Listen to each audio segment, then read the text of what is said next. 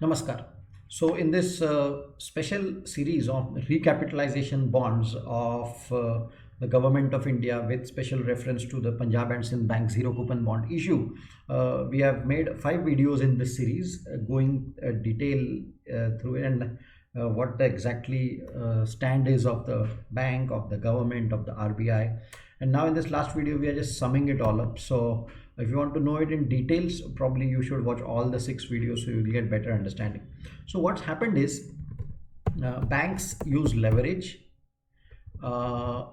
They have very little equity or own money, and they have a lot of debt in the term of fixed deposit. For that fixed deposits to garner more fixed deposits, whether due to NPAs or whether for growth or whatever, to garner fixed deposits, they will have to increase their equity. Because if you have 1 rupee as equity and 10 rupees as debt, you can't just keep on taking 100 rupees and 1000 rupees and 10,000 rupees on a small base of one. So you have to increase your equity. Now in case of, and then you can garner more, then you can go, whether it's for growth purpose or NPA purpose. That's a separate thing, but this is what is the Basel broad understanding, broad expectation. Now the government banks, so PSBs, government banks, are owned by the government, and government itself is running a fiscal deficit. So here is a problem in front of the government, that they want to infuse money in the bank, but they don't have money and they have to keep it alive. So what the government does is, government issues bonds, special bonds, which are subscribed to by that particular bank, and those bonds are then given back. I mean, the money received from those bond by the government is given back to the bank, and the equity capital is increased. So this circular sort of movement of the money happens, and the bonds are issued, and that's how it works. So now the money which was anyways with the bank as debt now gets converted into equity, and because of that the bank can garner more fixed deposits. And this is the broad logic of how it works, because the leverage can be done on your own money, not on other people's money, because the bond itself, the fixed deposits is itself levered. Now typically this is the first part. Now typically government issues bonds. They can be zero coupon bonds. Zero coupon bonds are issued at a discount typically to the face value. In this particular PSB, Punjab and Sindh Bank, what government has done is, government has issued the zero coupon bond at a face value rather than discount.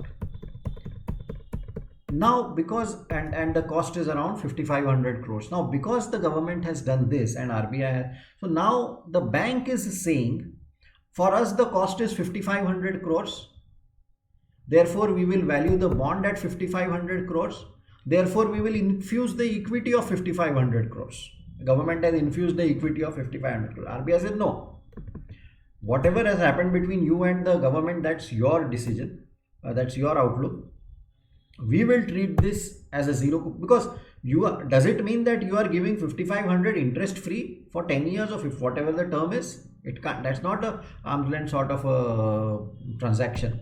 So RBI says, look, we will value at a discount. I mean, you need to value it at a discount. You can't create equity out of thin air. That's the statement which one of the articles says.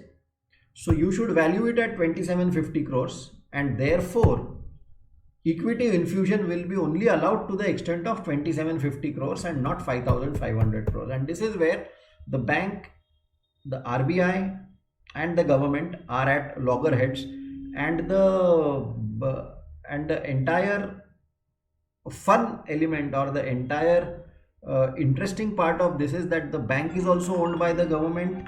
The RBI is also a government arm. We can't say actually it's owned, but because it's a separate entity in that sense. So this is where this whole issue has come. But the broad logic is that it's issued at bank says it's issued at par, and therefore we will value it at this. Government says no, RBI says no, even if it's issued at par, you show it as hold to maturity at a discount. Now what happens finally of this issue, it's still open. So what RBI says and what happens, we will see.